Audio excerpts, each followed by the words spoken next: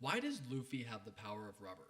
We know that Luffy ate the Nika fruit, so why does it that his abilities reflect that of a rubber man and not the sun god Nika?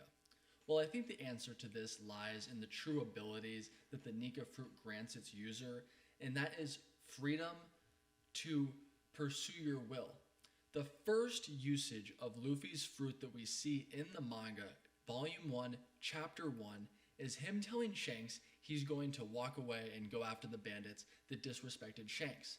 We see Luffy eat the fruit just a few panels prior to this and no one notices.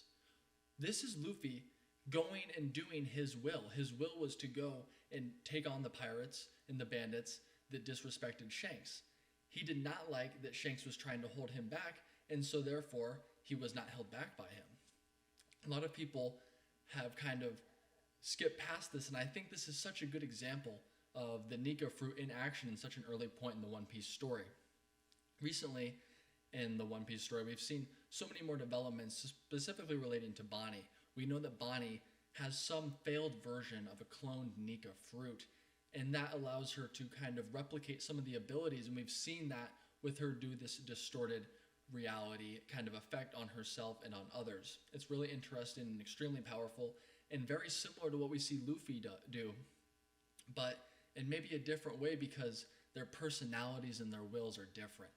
I think that the Nika fruit is interesting because I believe that it manifests in each user differently. I think that's why there's such a hard record to find of people who have had the Nika fruit, where maybe other fruits, it seems like there's kind of a more traceable lineage.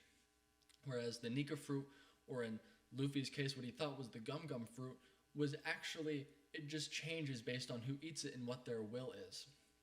I think this is good evidence, and I think that the recent chapters in One Piece, where we've kind of seen how others can use Luffy's will against him, in the sense in Saturn, for example, in the recent chapters of One Piece in chapter 1109, we see him kind of deflect Luffy's attack and use the effect that Luffy gives him back against Luffy in the spinning boomerang-esque.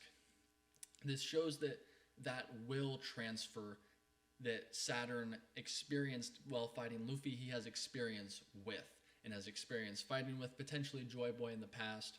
Another point that I want to dive into regarding chapter 1110 is the summoning that we see bring the rest of the Gorosei to the island. We see this summoning one time before that, and that is when Saturn arrives on the island. But what would you do if I told you that we've seen the summoning actually one time prior to that, nearly 500 chapters ago during the time skip? Okay, prior to the time skip, when all the Straw Hats are sent flying from their spots on Saboti, we see Brook arrive at a summoning circle. What relationship does Brook's arrival at the summoning circle have with the Gorosei on Egghead Island? Now, I think the answer to this has to do with their soul. I think that the soul of the Gorosei and Brook still is stuck in hell. Brook's soul is very interesting because it seems that he's able to leave his body like he's not attached to it. And this leads me to believe that maybe his soul is kind of imprisoned somewhere, and this is just a form of it that's able to go out and explore the world and still be present in it. We know that when you sink into the sea as a devil fruit user, that your soul sinks with it and sinks to the depths, all right? I think that this is kind of a relationship to Dante's Inferno and maybe like the Seventh Circle.